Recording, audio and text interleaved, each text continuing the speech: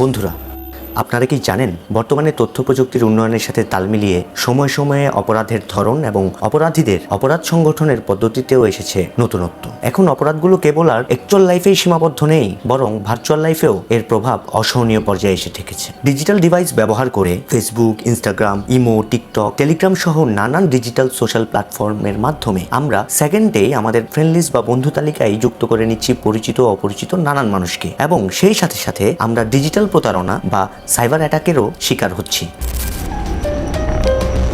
Smartphone ব্যবহারকারীদের জন্য উদ্বেগজনক এক তথ্য সামনে এনেছে সাইবার নিরাপত্তা প্রতিষ্ঠান জিম্পেরিয়াম। তাদের দাবি, হোয়াটসঅ্যাপের মাধ্যমে ছড়িয়ে পড়েছে ফ্যাট বয় প্যানেল নামের এক ম্যালওয়্যার, যার কবলে পড়েছে প্রায় 2.5 কোটি স্মার্টফোন। প্রতারণার কৌশলটি বেশ চতুর।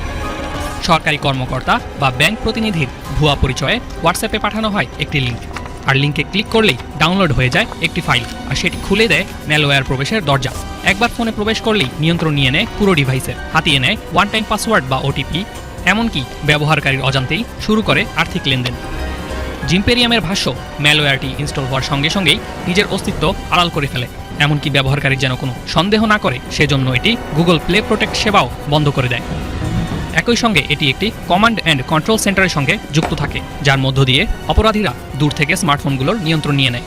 প্রতিষ্ঠানটির প্রধান বিজ্ঞানী নিকো কিয়ারভিগ্লিও বলেন, অনেকেই এখনও প্লে স্টোরের বাইরের অ্যাপ ডাউনলোডের ঝুঁকি সম্পর্কে সচেতন নন, ফলে সহজেই প্রতারকদের ফাঁদে পা দিচ্ছেন তারা।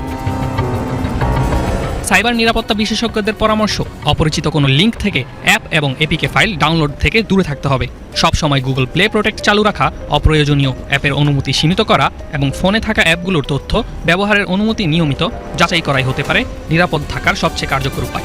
আপনি কিভাবে নিজেকে ডিজিটাল প্রতারণা বা সাইবার অ্যাটাক থেকে সেফ রাখবেন? এই ক্ষেত্রে আপনি আপনার ডিজিটাল ডিভাইসে স্ট্রং পাসওয়ার্ড ইউজ করুন, এবং সেই সাথে আপনি আপনার ডিজিটাল ডিভাইসের সফটওয়্যারগুলো সবসময় আপডেটেড রাখুন। সোশ্যাল মিডিয়াতে কোনো ভিডিও বা ছবি শেয়ার করার ক্ষেত্রে সচেতন হন। স্ক্যাম কলারদের স্ক্যাম কল, মেসেজ এবং ইমেল শনাক্ত করুন। সর্বোপরি আপনার চোখ, কান, নাক খোলা রাখুন এবং নিরাপদ সাইবার লাইফ নিশ্চিত করুন। ধন্যবাদ।